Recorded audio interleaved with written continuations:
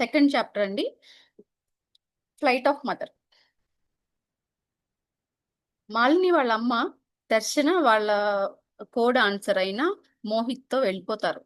అలా వెళ్ళిపోయినప్పుడు ఈ మాలిని చిన్న పాప అన్నమాట, చిన్న పిల్ల. అప్పుడు లేచి పొద్దున్నే వాళ్ళ నాన్న అడుగుతుంది, ఏంటి అమ్మ ఏమైపోయింది, ఎక్కడికి వెళ్ళిపోయింది అంటే, ఇతనికి కోపం బాధ ఏం చేయలేని నిస్సహాయతలో ఉన్న అతను ఈమె మీద కోప్పడతారు. మీ అమ్మ పరువు తీసేసింది, కమ్యూనిటీలో నా తల ఎత్తుకోలేకుండా చేసేసింది, వేరే అతనితో వెళ్ళిపోయింది. ఇతను కూడా నమ్మాడు అనమాట. అది అంటే అక్కడ ఏం జరిగిందనేది ఈయనకి పూర్తిగా తెలియదో ఏమో మరి. సో ఆమెనే కోపడుతున్నారు. ఆ వెళ్ళిపోయింది అతనితో, మోహిత్తో ఇంక రాదు, వచ్చినా నేను రానివ్వను, నా తల ఎక్కడ ఇప్పుడు ఆ, తల తల వంపులు తెచ్చేసింది మన కమ్యూనిటీకి. సో నేను ఇప్పుడు నా పరువు పోయింది అని చెప్పేసి ఆయన పిల్ల ఆ పాప ముందు అలా అంటున్నారు అనమాట. ఇంక రాదు మీ అమ్మ, వచ్చినా నేనైతే యాక్సెప్ట్ చేయను అని చెప్పి చాలా కోపపడుతున్నారు అన్నమాట. అయితే కొన్ని రోజులకి మహేంద్ర ఆ, అంటే ఈ పాపకి ఇంకా ఇదే డైజెషన్ అవ్వలేదు చాలా రోజులుగా, బాగా ఆ, ఆ, అంటే డిప్రెషన్ కాదు, కొంచెం బాధగా ఉంది. అంటే అంత ఫ్రీగా ఉండి ఒకేసారి అమ్మ లేకుండా అయిపోవడం అంటే ఎంత బాధో కదండి. చాలా ఫ్రెండ్లీగా ఉండేది వాళ్ళమ్మ. ఆ ఆమెకుండే బాధలు అవేం తెలిసే కాదు ఈ అమ్మాయికి, చిన్న పిల్ల కదా, అందుకని వాళ్ళ నాన్న తనేం డిస్కస్ చేసేవాళ్ళు కాదు దర్శన. ఈవెన్ వాళ్ళ నాన్నకి చెప్పినా కూడా పట్టించుకునేది కాదు. అప్పుడప్పుడు అభిషేక్ కి చెప్తూ ఉండేది అనమాట. ఆ రోజు రేపు వెళ్ళిపోతారు అనగా ముందు రోజు అభిషేక్ తో ఏదో చెప్తున్న టైంలో ఈ పాప లోపలికి వెళ్ళింది అనమాట. వెళ్ళేసరికి ఆమె ఆపేస్తుంది, చెప్పడం ఆపేస్తుంది అనమాట. అంటే ఈ పాప చిన్నమ్మాయి కదా, ఈ అమ్మాయికి అన్ని తెలియకూడదు అనే ఉద్దేశంతో. కానీ అక్కడ ఏం జరిగింది అనేది అభిషేక్ కి తెలుసు. అందుకని అభిషేక్ వాళ్ళ అమ్మకి సపోర్ట్ చేస్తారు అనమాట. నువ్వు ఈ పాప ఏమో అమ్మ అట్లా ఎందుకు వదిలేసి వెళ్ళిపోయింది, కొంచెం కూడా ఆలోచించలేదు మన గురించి, చాలా రాంగ్ థింగ్ ఇది అట్లా అంటే, లేదు ఆ అమ్మ చేసిన పని కరెక్టే, ఆమె పరిస్థితి అట్లాంటిది నీకు తెలీదు, నువ్వు పెద్ద అయ్యే కొద్దీ నీకే అర్థం అవుతుందిలే, అప్పుడు నేను చెప్తాను అని చెప్పి సమర్థిస్తాడు ఇతను, అభిషేక్. సో ఇంకా మొత్తం పాపం చాలా సపోర్టివ్ గా ఉంటాడు. అన్ని అన్ని విధాలా చాలా సపోర్టివ్ గా ఉంటాడు. ఎక్కడికి వెళ్ళినా సరే ఈమెకి కాపలా లాగా. అంటే ఆమె చెప్పింది కదా, మహేంద్రకి దూరంగా ఉండు, నువ్వు కమ్యూనిటీలో ఎలా పడితే అలా తిరగకు, చాలా డేంజరస్ పర్సన్ అతను అని చెప్పి ఆ చెప్పేసరికి ఈ అమ్మాయి కూడా కొంచెం భయం. ఇప్పుడు మొన్నటి వరకు వాళ్ళ అమ్మ ఉండేది కదా, అంత అనిపించేది కదా, ఇప్పుడు ఎక్కడికి వెళ్ళినా వాళ్ళ అన్నయ్యని తీసుకుని వెళ్తుంది అనమాట. ఈ మహేంద్రకి ఆ కోపం, అంటే ఇప్పుడు ఆ మహేంద్ర చేసిన పని వల్లే ఆమె వెళ్ళిపోవాల్సి వచ్చింది అనమాట. అయితే అతను మళ్ళీ ఒక రోజు ఏం చేస్తుందంటే, ఈ పాప ఇంకా అమ్మలేదు కదా, నేనే మొత్తం ఈ పనులు చేయాలి ఇంట్లో పని అని చెప్పేసి ఇంక మెల్లమెల్లగా అడ్జస్ట్ అవుతున్నారు వాళ్ళ ఫ్యామిలీ మెంబర్స్ అక్కడ ఆ సిచ్యువేషన్ కి. ఇంకా ఈ అమ్మాయి వాళ్ళ అమ్మ స్థానం తీసుకుని ఇంట్లో వంట చేయటం, ఇంటి పనులు వాళ్ళ నాన్నకి హెల్ప్ చేయటం, అట్లాంటివి అన్ని చేస్తూ ఉన్న ప్రాసెస్ లో ఒక రోజు ఈ అమ్మాయి వెనక వైపు సమ్ వంట ఏదో పని చేస్తూ ఉందన్నమాట పెరట్లో. చేస్తున్న టైంలో మహేంద్ర వస్తాడు వీళ్ళ ఇంటికి. ఆ అదేంటి మహేంద్ర ఇక్కడికి ఎందుకు వచ్చాడు అని చెప్పేసి ఈ అమ్మాయికి భయము ప్లస్ డౌట్ వచ్చాయన్నమాట. వస్తే వాళ్ళ నాన్న దగ్గరికి వచ్చి కూర్చుని మెల్లగా వినిపించకుండా మాట్లాడుతున్నారు, కొంచెం సీక్రెట్ గా మాట్లాడుతున్నారు అనమాట. మీ మీ ఆవిడ చేసిన పనికి కమ్యూనిటీలో తలెత్తుకోలేకపోతున్నాను, సో నాకు ఒక మంచి డాన్సర్ అవసరము, ఆ, మీ మీ పాపని నాకు ఇచ్చి పెళ్లి చేయి, నేను మంచి డాన్సర్ని చేస్తాను అంటాడు. అంటే నీకేమన్నా అసలు బుద్ధి ఉందా, నువ్వు ఆ అమ్మాయికి తండ్రి లాంటి వయసు అనేది, అలాంటిది ఆ పిల్లని చేసుకుంటానని ఎలా అంటున్నావు, నీ పిల్లలకి ఇవ్వమన్నా ఓకే, వయసు సరిపోతుంది కాబట్టి, నీ కొడుకులు ఉన్నారు కదా, ఇద్దరు కొడుకులు ఉన్నారు అతనికి, ఆ కొడుకులకి ఇవ్వమంటే ఇస్తాను అని చెప్పి అంటారు. లేదు లేదు, నేను దర్శనాలో దర్శనాలో ఎలాంటి స్పార్క్ అయితే చూశానో, మీ అమ్మాయిలో కూడా అలాంటి టాలెంటే చూశాను. సో ఈ అమ్మాయికి డాన్స్ నేర్పిస్తే చాలా మంచి డాన్సర్ అవుతుంది, నాకు ఇట్లాంటి అమ్మాయి వైఫ్ లాగా కావాలి అని బలవంతం చేస్తాడనమాట. ఇంకా వాళ్ళ నాన్న ఆ, ఆ, ఏం చేసే పరిస్థితి లేక ఒప్పుకుంటాడు. ఒప్పుకుంటాడు కానీ ఒక 3 కండిషన్స్ పెడతాడు ఆమెని పెళ్లి చేసుకోవాలంటే. ఫస్ట్ అంటే ఈయన మహేంద్ర హెల్ప్ లేకుండా ఆమె డాన్సర్ అవ్వలేదు ఆ కమ్యూనిటీలో, అక్కడ ఉండలేరు లేకపోతే. మీరు ఇక్కడ ఉండరే, మనం బెదిరిస్తాడనమాట, మిమ్మల్ని పంపించేస్తాము ఇక్కడ నుంచి అట్లా. అయితే ఒకసారి అప్పుడు చెప్తాడు ఆ కండిషన్స్ ఏంటంటే, ఆ అమ్మాయి మంచి డాన్సర్ అవ్వాలి, అంటే అలా నువ్వు పర్ఫార్మెన్స్ ఇప్పించడం కానీ, అలా ట్రైనింగ్ ఇప్పించడం, అవకాశాలు ఇప్పించడం అవన్నీ నువ్వు హెల్ప్ చేసి ఆ అమ్మాయిని మంచి డాన్సర్‌ని చెయ్యి. ప్లస్ ఆ అమ్మాయి కల ఏంటంటే కృష్ణుడు, రుక్మిణి మాత ఉన్నప్పుడు ప్యాలెస్‌లో వాళ్ళ ముందు దుర్గాదేవి అవతారం పెర్ఫార్మ్ జేయటం అనేది ఆమె కల. అది హైయెస్ట్ పెర్ఫార్మన్స్ అన్నమాట. వాళ్ళమ్మ చాలా అద్భుతంగా చేస్తా ఆ డాన్స్ పర్టిక్యులర్‌గా. మహిషాసురమర్దిని అవతారంతో దుర్గాదేవి డాన్స్ చేసింది అంటే ఇంకా ఆమెకంటే తిరుగులేదు. సో, అలాంటి డాన్స్ పెర్ఫార్మన్స్ మా పాప చేత అప్పుడు ఇప్పించు. ఆ తర్వాత అప్పటి వరకు ఆమెని డిస్టర్బ్ చేయొద్దు అని ఈ 3 కండిషన్స్ పెడతాడు. ఇవన్నీ నీ బాధ్యతే అమ్మాయిని అంత ఫేమస్ చేయటం. అవన్నీ అయిపోయిన తర్వాత ఓకే. నీ ఇష్టం ఇంకా అని చెప్పి వదిలేస్తాడు వాళ్ళ నాన్న. అయితే ఓకే అని చెప్పి ఒప్పుకొని ఎళ్ళిపోతాడు. ఈ పాప వింటది అవన్నీ. విని నాన్న ఏంటి అలా ఎందుకు ప్రామిస్ చేశారు? నా భవిష్యత్తు అతని చేతిలో ఎందుకు పెట్టారు అని అడుగుతది. ఈలోపు అభిషేక్ ఒస్తాడు. అభిషేక్ వచ్చినప్పుడు చెప్తుంటాడు ఈళ్ళ నాన్న. అతనికి ఇప్పుడు ఏదో అలా ఇచ్చేసానులే గానీ, ఇప్పుడు అతన్ని కాదని మనం ఎక్కడికి ఎళ్ళలేము. అట్ ద సేమ్ టైమ్ ఎక్కడికెళ్ళినా గూడా వాడు బతకనివ్వడు మనల్ని. అందుకని ఊరికే అలా ప్రామిస్ చేశానులే గానీ, ఆ టైం ఇంకా చాలా టైం పడతది ఇవన్నీ చేయాలంటే. సో, ఆ టైంకొచ్చినప్పుడు ఎలాగోలా ఎస్కేప్ అవుదాంలే అని చెప్పి వాళ్ళ నాన్న ఆహ్, సమర్థిస్తాడనమాట. కానీ అభిషేక్‌కి ఇది నచ్చదు. "నువ్వసలు కమిట్ అవ్వటమే తప్పు. అసలెందుకు ఒప్పుకున్నావు అతనితో? వాడు దుర్మార్గుడని నీకు తెలుసు కదా! అమ్మని ఎంత విసిగించాడో, ఎంత వేధించాడో నీకు తెలుసు. మనం ఇట్లాంటి పరిస్థితిలో ఉండడానికి కారణం కూడా అతనే కదా! నీకు తెలుసు కదా!" అని చెప్పి ఇతను బాగా కోపడతాడు అభిషేక్. ఆ టైంలో వాళ్ళ నాన్నకి నేనింకేం చేయలేని పరిస్థితి అది. అందుకని అలా చేయాల్సొచ్చింది. నన్ను క్షమించండి అని అడుగుతాడు. ఆ తర్వాత ఇంకా ఈ అమ్మాయి మీద అంటే ఎక్కడికెళ్ళినా ఈ ఇతను వెనకాలే వెళ్తూ ఉంటాడు కదా! సో, మహేంద్రకి అది అడ్డుగా ఉంటదనమాట. అందుకని మహేంద్ర అసలెవరు అంటే వీళ్ళ కొడుకైతే కాదు గదా! బయట నుంచి ఒకసారి వీళ్ళు డాన్స్ పెర్ఫార్మ్ చేసి వస్తూ ఉన్నారు. దర్శనాను ఇతను వీళ్ళ నాన్న. వచ్చే ప్రాసెస్‌లో ఒక బాబు ఏడుస్తూ కనిపిస్తాడట అక్కడ దారిలో.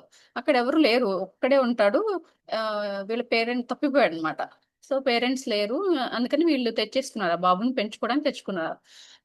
అడవిలో వీళ్ళెళ్ళొచ్చే దారిలో. అది తెలుసుకుంటాడు. ఆ బాబు ఎవరు అబ్బాయనేది తెలుసుకుంటాడు. మధురలో ఉన్న ఇంకొక క్షత్రియ ఫ్యామిలీకి సంబంధించిన వాళ్ళ అబ్బాయి ఈ అభిషేక్. అందుకని ఇతనేం జేస్తాడు ఆ అమ్మాయికి ఎప్పుడు ఫేవర్‌గా ఉంటున్నాడు ఇతను. ఇతనుంటే నాకేమి వర్కౌట్ అవ్వట్లేదని జెప్పేసి అతన్ని పంపించేయాలి ఎలాగోలా అని జెప్పి వాళ్ళ పేరెంట్స్ అసలు పేరెంట్స్‌ని పిలిపించి అభిషేక్‌ని పంపించేస్తాడు. అసలు ఈ అమ్మాయికున్న అండా, దండ మొత్తం ఈయనే గదా! వాళ్ళ నాన్న ఉన్నా గూడా పెద్దగా ఏమి అంటే ఆయన పరిస్థితి అట్లా ఉంది. పట్టించుకునే పరిస్థితి కాదు. ఇతనే కదా! ఇతనెళ్ళిపోయేసరికి ఈ అమ్మాయికి ఇంకా లోన్‌లీగా ఈ ప్రపంచంలోనే ఎవ్వరు లేరు. నేనొక్కదాన్నే అయిపోయాను అని ఒంటరిగా ఫీల్ అవుతూ ఉంది. వాళ్ళ నాన్నేమో ఉన్నా ఓకే అన్నట్లు పెద్దగా ఈ అమ్మాయి బాధను పట్టించుకునేదేలే ఏమి ఉండేది గాదు. పాపం చాలా రోజులు అలా ఒక్కతే భయంగా, లోన్‌లీగా ఉండిపోయింది. ఆ తర్వాత కొన్ని రోజులకి అంటే ఈ ఈ అమ్మాయి మహేంద్రకి కాబోయే వైఫ్ అనేది అందరికి తెలుసక్కడ కమ్యూనిటీలో. అట్లా స్ప్రెడ్ చేసేసాడు. మహేంద్ర అంటే అందరికి భయం. ఆ ప్రాసెస్‌లో అతన్ని దాటి ఎవరు ఏం చేయలేరు. అందుకని ఎవరు ఈ అమ్మాయితో మాట్లాడడానికి ధైర్యం చేసేవాళ్ళు గాదు. ఈ అమ్మాయి చాలా అందంగా ఉంటదనమాట. వాళ్ళ అమ్మలాగే చాలా 16 ఇయర్స్ అట్లా వచ్చాయి అప్పటికి. ఆ టైంకి గూడా ఎవ్వరు మాట్లాడకుండా ఉండేవాళ్ళు. భయంగా ఉండేవాళ్ళు. అమ్మో! ఈ అమ్మాయి మహేంద్ర మనిషి మనల్ని అలా చూస్తే మహేంద్ర చంపేస్తాడు అమ్మాయితో మాట్లాడటం చూస్తే అని ఎవరు మాట్లాడట్లేదు. అయితే వాళ్ళందరిలో ఉద్దవ్ అనే ఒక అబ్బాయి ఉన్నాడు. ఆ అబ్బాయి గూడా చిన్న ఏజ్. ఈ అమ్మాయికి 16 సంవత్సరాలు. ఆ అబ్బాయి కూడా ఒక ఇంచుమించు ఒక 2, 3 సంవత్సరాలు పెద్ద ఈ అమ్మాయి కంటే అంతే. చాలా చక్కగా ఉంటాడు చూడడానికి. మంచి అందంగా హైట్, మంచి పర్సనాలిటీ, చక్కగా సరదాగా కలుపుగోలుగా అన్నమాట. స్పాంటేనియస్‌గా, జోవియల్‌గా అలా ఉంటాడు మనిషి. మిగతా అందరూ భయపడినా గూడా ఇతనొక్కడు భయపడ్డు. అందరితో ఫ్రెండ్లీగా ఉంటాడు. అట్ ద సేమ్ టైమ్ ఈ అమ్మాయితో కూడా అట్లానే చాలా ఫ్రెండ్లీగా ఉంటాడంట. అయితే ఈ అమ్మాయి కొంచెం ఫస్ట్‌లో ఆశ్చర్యపోయింది. ఇదేంటి నాతో ఎవ్వరు మాట్లాడరు కదా! భయపడతారు. ఇతనెందుకు ఇంత ధైర్యం చేస్తున్నాడు? మళ్ళీ ఇతనికే ఇబ్బంది కదా! వద్దు అని చెప్పేసి కొన్ని రోజులు ఈఎంఐ అవాయిడ్ చేసింది. బట్ అతను లేదు కో డాన్సర్ కదా! ఏమైంది దాంట్లో అన్నట్లు మాట్లాడేవాళ్ళనమాట. ఈ అమ్మాయికి కొంచెం అంటే ఎవరైనా ఈ అమ్మాయికి అసల ఇప్పటికే లోన్‌లీగా ఉంది గదా! ఇతను ఇంకా చక్కగా నవ్విస్తూ సరదాగా ఉండేసరికి అతనికి బాగా కనెక్ట్ అయిందనమాట. ఇష్టంగా అంటే అతని కంపెనీని ఇష్టపడుతుంది. సో డాన్స్ చేసినంత సేపు అతను అబ్జర్వ్ చేస్తూ సరదాగా హ్యాపీగా ఎంజాయ్ చేసేది. ఇంటికెళ్ళేసరికి వాళ్ళ నాన్న, వీళ్ళిద్దరే ఉండేవాళ్ళు కదా! అక్కడ డల్‌గా ఉండేదనమాట. అలా కొంతకాలం జరిగిపోయింది. ఇతనికి కూడా ఆ అమ్మాయి అంటే ఇష్టం ఏర్పడింది ఉద్ధవ్‌కి. అయితే ఫ్రెండ్లీగా అక్కడ అందరికీ ఎక్ ఎవరికీ ఎక్స్‌ప్రెస్ చేయలేదనమాట. ఆ అమ్మాయిని ఇష్టపడుతున్నట్టు అలా ఏం చెప్పలేదు. బట్ అతనికైతే లోపల ఇష్టం ఉంది. ఆ అమ్మాయి ఒపీనియన్ ఏంటో తెలుసుకోకుండా చెప్పలేరు కదా! అందుకని ఒకరోజు వాళ్ళ ఇంటికెళ్తాడు. ఈవినింగ్ ఎవరు వాళ్ళ నాన్న ఉండరు.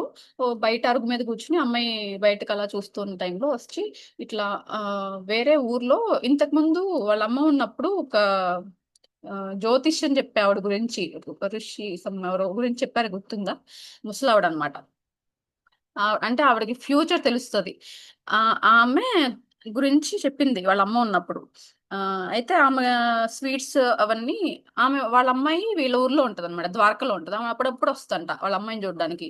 అయితే ఆవిడొచ్చారు. ఒకసారి ఆమె దగ్గరికి కలిసొద్దాం. మా అమ్మ కొన్ని స్వీట్స్ ఇచ్చారు. అవి ఆవిడకివ్వమని అని చెప్పి ఇతను పిలుస్తాడు రమ్మని. అమ్మో! నేను రాను. మా నాన్న చూస్తే ఇంకేం లేదు కోప్పడతారు అని ఈ అమ్మాయి భయపడతది.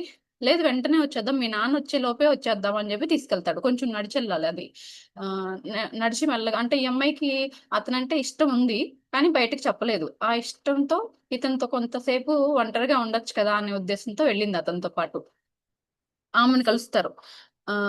ఆ జ్యోతిష్యం చెప్పే ఆవిడ దగ్గరికెళ్తారనమాట. ఇద్దరు కలిసి చక్కగా మెల్లగా నడుచుకుంటూ కబుర్లు చెప్పుకుంటూ వెళ్తారు. అక్కడికెళ్ళి ఆ స్వీట్స్ ఇచ్చేస్తారు. ఇచ్చేసి అమ్మ మీకు ఈ స్వీట్స్ ఇవ్వమంది దాది దాది అని పిలుస్తారు ఆవిడని. అని ఇచ్చేస్తారు. అయితే ఈ అమ్మాయికి చాలా సార్లు వాళ్ళమ్మ ఈవిడ గురించి చెప్పింది. అక్కడొక జ్యోతిష్యురాలున్నారు. చాలా టాలెంటెడ్. ఫ్యూచర్ ఏంటి అనేది ఆవిడ కళ్ళు మూసుకొని చెప్పేసేయగలరు అని థర్డ్ ఐ ఉంది. ఆమెకేం తెలుసు ఫ్యూచర్ అంతా తెలిసిపోతది. సో, చాలా పవర్‌ఫుల్ ఆవిడ అని చెప్పటం విన్నది కానీ ఆవిడెలా ఉంటారనేది వాళ్ళ అమ్మ ఎప్పుడు చెప్పలేదు. ఈమె ఎక్స్‌ప్లెయిన్ చేస్తుందనమాట. ఆమె షార్ట్ పొట్టిగా ఉండి లావుగా ఉందంట. ఇట్లా ఉంగరాల జుట్టు అలా ఉంది. కొంచెం ముసలావిడలాగా ఉంది స్కిన్ అని ఎక్స్‌ప్లెయిన్ చేసింది తిను ఈ బుక్‌లో. ఆ తర్వాత వాళ్ళు అతను కూర్చొని కొంతసేపు కబుర్లు చెప్తామని కూర్చుంటాడు. ఈ అమ్మాయికేమో లేదు లేదు వెళ్ళిపోవాలి గదా! మా నాన్న వచ్చేస్తారు మళ్ళీ అన్నట్లుంది. బట్ ఈ అబ్బాయి అక్కడ కూర్చొని అడుగుతున్నాడు. ఉద్దవ్ ఏంటి దాది కబుర్లు ఎలా ఉన్నారు? ఏంటి అని అడిగితే, అందరూ బానే ఉన్నారు బాబు అట్లా మాట్లాడి జనరల్‌గా ఇంకా తప్పక కూర్చుంది అతనితో పాటే. అప్పుడు ఆ ముసలావిడ వీళ్ళేంటంటే గోల్డ్ స్మిత్ అదే బంగారపు పనులు చేస్తారు గదా! అట్లాంటి వజ్రాలు కట్ చేయటము, బంగారం ఆభరణాలు చేయటం అలాంటి ఫ్యామిలీ అంట. అయితే వీళ్ళ అల్లుడు ఈ ముసలావిడ వాళ్ళ అల్లుడు ఈ బంగారపు పనులు అవన్నీ చేస్తారట. ఆహ్, ఆవిడ రుక్మిణి మాతకి తలలో కొప్పుకు పెట్టుకుంటారు గదా! ఆభరణాలు. అలాంటివి 2 చేశారట. అవి తీసుకొచ్చి చూపిస్తుంది ఈమె. మా అల్లుడు చేశారు చూడండి ఎలా ఉన్నాయో ఈ ఆభరణాలు రుక్మిణి మాతకి. రుక్మిణి మాత అంత గొప్ప ఆవిడకి ఆభరణాలు చేసే అదృష్టం మాకొచ్చింది మా అల్లుడికి అని ఆఫ్‌కోర్స్ అక్కడ ఊర్లో ఎవరికి ఏదైనా కావాలన్నా అతనే చేస్తాడులే కానీ మాతకు చేయటం అంటే అది ఇంకా గ్రేట్ పని కదా! అందుకని అలా ప్రౌడ్‌గా ఫీల్ అవుతుంది ఆవిడనమాట ఆమె. ఆమె అలా ఎక్స్‌ప్లెయిన్ చేస్తుంది వీళ్ళకి. ఇది చూడండి ఎంత బాగున్నాయో అని చెప్పి చూపిస్తుంది. ఈ అమ్మాయికి భలే ఆశ్చర్యంగా ఉంది. అది ఇలా షైనింగ్ అవుతుందన్నమాట. ఆ వజ్రం ఇప్పుడు తీసుకొచ్చి చూపిస్తుంటే అది చాలా షైనింగ్‌గా మెరుస్తుంటే ఈ అమ్మాయికి ఆశ్చర్యంగా ఉంది. అలాంటి నగలు నేనెప్పుడు చూడలేదు. ఎంత అద్భుతంగా ఉన్నాయో చూడ్డానికి అని జెప్పేసి ఆశ్చర్యంగా చూసింది. చూసిన తర్వాత ఈ మాత గురించి అడుగుతాడితను ఉద్ధవ్. ఏంటి ఇవెందుకు ఏంటి అని అడిగితే మాతకి పెళ్లి ఫిక్స్ అయింది అప్పుడు. అప్పుడే ఫిక్స్ అయినట్టుంది. అదే ఎవరంటే శిశుపాలుడు. శిశుపాలుడు అప్పుడు మనకి ఆల్రెడీ తెలిసిన స్టోరీయే. శిశుపాలుడు చేసుకోబోతుంటే కృష్ణుడు వెళ్లి పెళ్లి తప్పించి తీసుకొచ్చేస్తారు కదా! అట్లా ఆహ్, ఆమెను తీసుకొచ్చేస్తారు. ఆ స్టోరీ చెప్పమని అడుగుతాడు ఇతనే. రుక్మిణీమాత కథలు కొన్ని చెప్పమంటే ఈమె స్టార్ట్ చేస్తదనమాట. ఆహ్, శిశుపాలుడితో పెళ్లి ఫిక్స్ అయింది. ఈమె ఈమెకిష్టం లేదు ఆ పెళ్లి. అందుకని కృష్ణుడిని తలుచుకోగానే ఆయన వెళ్లి పెళ్లి చెడగొట్టి తీసుకొచ్చేస్తాడు. తీసుకొచ్చిన తర్వాత వీళ్ళు మాట్లాడుకుంటూ ఉంటారట. రుక్మిణి మాత అండ్ శ్రీకృష్ణుడు. "నువ్వు ఇంతకు ముందు జన్మలో ఉన్నప్పుడు ఒక్కటే భార్యవి. లక్ష్మి సారీ సీతాదేవి రూపంలో ఉన్నప్పుడు. కానీ ఇప్పుడు అలా కాదు. నీ ఒక్కదానివే కాదు ఆ స్థానంలో ఉన్నది. కోర్స్ అది నీకు కూడా తెలుసు. అంటే అప్పుడు వీళ్ళు అవతార పురుషులు కదండి. కృష్ణుడికి తెలుసు అన్ని. బట్ ఈమె మర్చిపోతారు. అంటే మామూలు మనిషిలాగానే ఆలోచిస్తుంటారు అనమాట. నీకు తర్వాత తర్వాత తెలుస్తుంది ఎందుకు ఏంటనేది. ఈ అది చాలా మందితో రీప్లేస్ అయ్యింది. ఎందుకంటే నేను ఇంతకు ముందు పూర్వ జన్మలలో నేను ఇచ్చిన వాగ్దానాల వల్ల వాళ్ళు నా భార్యలలాగా వస్తారు. కాకపోతే నీకుండే ప్రత్యేకత నీకు ఉంటుంది అని అక్కడ ఐలాండ్ ఒక ద్వీపం. అద్భుతమైన ఒక భవనం నిర్మిస్తాడంట. చుట్టూత నీళ్లు మధ్యలో ఒక మంచి రాజభవనం కట్టించి ఇది నీకోసం ఇస్తున్నాను అని చెప్పి పెళ్లి చేసేసుకుంటారు. పెళ్లి చేసుకున్న తర్వాత ఇస్తాను. నువ్వు కాకపోతే ఇట్లా ఇంతమంది భార్యలు అలా ఏం ఫీల్ అవ్వద్దు అని చెప్తారట. చెప్పినాక ఈమె అయితే నాదొక కండిషన్. నాకు ఫ్రీడమ్ ఇవ్వాలి. నేనేది చేసినా ఎందుకు అనేది అడగద్దు.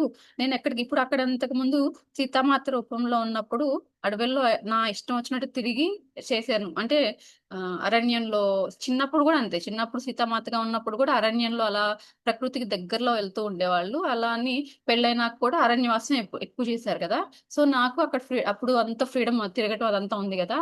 ఇప్పుడు అడవుల్లో కాదు గానీ ఆహ్, రాజ్యంలో అక్కడ ద్వారక రాజ్యం. ద్వారక రాజ్యంలో అంతా తిరిగే అర్హత ఫ్రీడము ప్లస్ నేనేం చేసినా ఇది ఎందుకు చేశావు అని అడ్డు చెప్పొద్దు అని ఒక మాట తీసుకుంటదనమాట. ఇది మీకు ఓకే అయితే మీరెంతమంది భార్యలను చేసుకున్నా నాకు ఓకే అని చెప్తే అని అడుగుతది పర్మిషన్. దానికి ఆయన ఓకే చెప్తారు. ఆమె ఏం చేసినా గూడా అడ్డు చెప్పరు. ఎందుకు అనేది అడగరు ఈయన. తర్వాత ఈమె సమంతకమణి గురించి చెప్తది. సమంతకమణి గురించి మనం వినాయక వ్రతకల్పంలో చదువుకుంటాం గదా! చిన్నప్పటి నుంచి నేనైతే చదువుకుంటూనే ఉన్నాను గదా! అలా చెప్తదనమాట సమంతకమణి గురించి. ఈమె ఇక్కడికి రాజ్యంలోకొచ్చిన తర్వాత అతను ఒక కోశాధికారి. ఆ రాజ్యంలో ఉన్న కోశాధికారి సత్రజిత్ అతని పేరు. అతనికి ఆహ్, వ్యామోహం అనమాట. డబ్బులు, నగలు, వజ్రాలు ఇలాంటివన్నీ చాలా ఇష్టం. ఆహ్, బాగా పిసినారిగా ఉంటాడంట. అయితే అతనికి ఈ త పిసినారితనాన్ని పోగొట్టాలని జెప్పేసి ఈ రుక్మిణి మాతే ఈ సమంతకమణిని సృష్టించి అక్కడ పడేస్తదనమాట ఒక దగ్గర. పడేసినప్పుడు ఆ సమంతకమణి ఇతనికి దొరుకుతది. ఒకరోజు ఇతను సూర్యుడిని ఆరాధిస్తూ ఉంటాడట సత్రజిత్. అయితే సూర్యుడు వెలుతురికి సమంతకమణి ఇంకా చాలా బ్రైట్‌గా వెలుగుతూ ఉందంట. ఆ ప్రాసెస్‌లో అతనికి చూసి చాలా ఇదేంటి వింతగా ఉంది. నార్మల్ రత్నంలాగా లేదు. పొలంలో నడుస్తున్న ప్రాసెస్‌లో అతనికి దొరుకుతదది. అలా చూసి ఇంత అద్భుతమైన మణి నేనెప్పుడు చూడలేదు. ఇది చాలా బావుందని జెప్పేసి ఈ ముసలావిడున్నారు కదా! ఆహ్, జ్యోతిష్యురాలు. వాళ్ళ అల్లుడు గోల్డ్ పని చేస్తారు గదా! అతని దగ్గరికి తీసుకొచ్చి, "ఇది అసలైన వజ్రమా కాదా? ఒకసారి టెస్ట్ చేసి చెప్పవా నాకు" అని తీసుకొస్తాడట. అప్పుడు ఈమె అక్కడే ఉన్నారంట ఈ ముసలావిడ. నేనప్పుడు అక్కడే ఉన్నాను. ఆహ్, ఆయన తీసుకొచ్చినప్పుడు ఈమెకి తెలుసు కదా ఫ్యూచర్. అసలు ఫ్యూచర్, పాస్ట్ అన్నీ తెలుసు ఈమెకి. ఆమె దివ్య దృష్టితో చూస్తదనమాట. అంటే ఇది రుక్మిణీ మాత శ్రీకృష్ణుడు చేసిన మాయలో ఇతను పడిపోయాడు అని జెప్పి నవ్వుకుంటదనమాట ఈవిడ అతన్ని చూసి.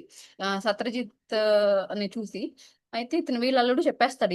ఇది అద్భుతమైన మణి అండి. ఇది దగ్గరుంటే గోల్డ్ గూడా మనం సృష్టించొచ్చు. అంత అంత శక్తివంతమైన ఆహ్, మణి ఇది అని చెప్పి చెప్తాడు. ఇక ఈయనకి ఇంకా ఆశ పెరిగిపోతది. సమంతకి మణిని తీసుకొని ఎక్కడికెళ్ళినా దాన్ని పట్టుకొని తిరుగుతూ ఉంటాడు. ఆ ప్రాసెస్‌లో శ్రీకృష్ణుడు కనిపిస్తాడు. వాళ్ళ రాజ్యంలోనే కదా అతను వర్క్ చేస్తుంది. వెళ్లి ఇది నాకు దొరికిందండి అంటే ఆయన చెప్తాడు. ఇది ఇది నీకు దొరికింది కాబట్టి నీకు ఇది ఎవరిదో తెలీదు కాబట్టి నువ్వు ఉంచుకోకూడదు. అది నీకు కరెక్ట్ కాదు. అందుకని మధురలో ఉండే రాజైన ఉగ్రసేనుడికి ఇది ఇచ్చేసేయమని జెప్తాడు. ఆ ఉగ్రసేనుడు శ్రీకృష్ణుడి తాతగారంట. అయితే అట్లా ఇస్తాను. నాకు దొరికింది నాదే అవుతది. నేను రాజుకెందుకివ్వాలి నేనివ్వను అని జెప్పేసి కృష్ణుడు చెప్పిన మాట వినకుండా అతని దగ్గరే ఉంచేసుకుంటాడనమాట. అతనికి పంచ ప్రాణాలు దాని మీదే పెట్టుకొని బతుకుతూ ఉంటాడు. ఒకసారి ద్వారకా వదిలి బయటకి వెళ్ళాల్సిన పరిస్థితి వచ్చింది అతనికి. అంటే వేరే ఊరెళ్ళాలి. వెళ్ళే ప్రాసెస్‌లో ఇది ఇది నా దగ్గర అటు ఇటు తీసుకెళ్తే ఎక్కడైనా మిస్ అవుతదేమో అని వాళ్ళ తమ్ముడు ప్రసేనుడికిస్తాడట. ఇది నీ దగ్గర జాగ్రత్తగా పెట్టు. నేనొచ్చేదాకా ఆహ్, ఉంచు. నువ్వెక్కడికెళ్ళినా కూడా తీసుకెళ్ళొద్దు దీన్ని అని కండిషన్ పెట్టి ఎళ్తాడు. ఈ ప్రసేనుడు చాలా కాలం బానే కాపాడుకుంటూ వచ్చాడు దాన్ని. అయితే ఒకసారి అతనికి వేటాడాలి అని అనిపించింది. వేటకెళ్దామని రెడీ అవుతాడు. ఇంక ఇంట్లో ఎవరు లేరు. ఇదైతే సేఫ్ కాదు కదా! ఇక్కడ ఉంచటం. అన్నయ్యేమో నాకు మరీ చెప్పెళ్ళాడు.